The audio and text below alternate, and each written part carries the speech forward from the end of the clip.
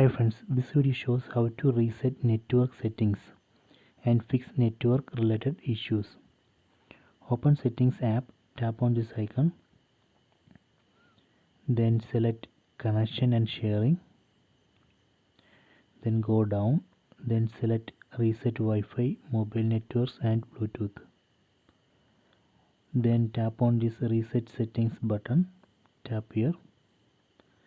So this operation reset Wi-Fi settings, mobile data settings and Bluetooth settings. Then it automatically create a new working mobile data settings. So that way we can fix network and internet related issues.